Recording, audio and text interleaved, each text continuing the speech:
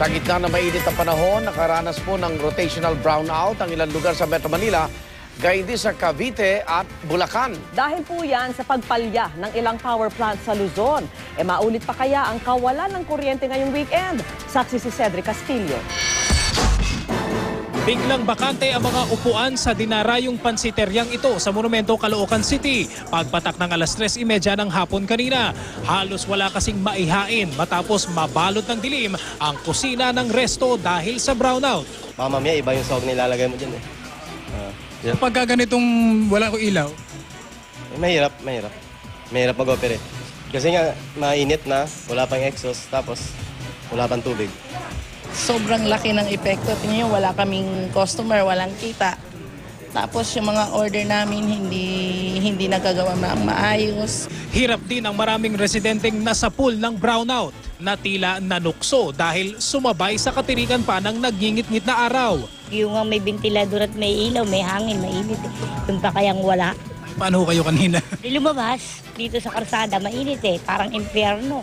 Walang warning. Tapos na bago masabi nila na magbo-brown na isang oras. Bukod sa ilang bahagi ng Caloocan, nawalan din ng kuryente sa ilang bahagi ng Navotas, Malabon, Quezon City at Maynila. Mas mahirap po walang kuryente. Dahil nangangapa ka pagka nagtatrabaho ka.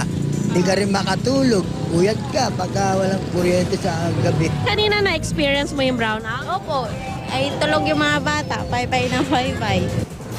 Gayon din sa ilang bahagi ng Bulacan at Cavite. Pagka walang kuryente, madilim, tapos di kayo makakita ng trabaho. Kaya yung loto namin, kailangan namin talaga ilaw. Wala kami customer.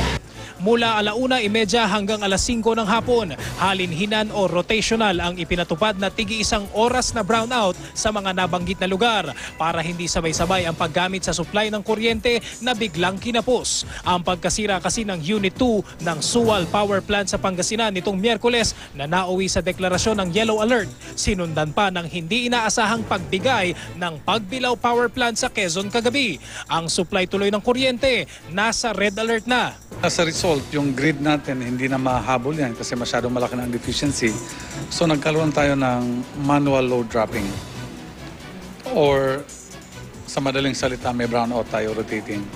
So in this case, yung isang balbula ng planta, nagka-problema sila sa pagbilaw. Sa Sual naman, may mga boiler naman ang problema niya.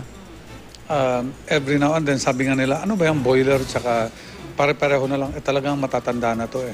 Pag matatanda na, nag-aaberya talaga. Kami on our part, we will implement what we term manual load dropping schedule or rotating scheduled interruptions to be able to balance the system. We will continue to closely coordinate with the system operator, the National Grid Corporation of the Philippines. Inaasahang maayos na raw bukas ang Sual Unit 2 pero ang Pagbilao Power Plant, isang linggo pa raw bago maayos. Masusundan pa ba ang rotating brownout? Hindi na raw hanggang sa buong weekend dahil inaasahang bababa ang konsumo ng kuryente sa panahong ito. Next week is the hottest month or week of the year.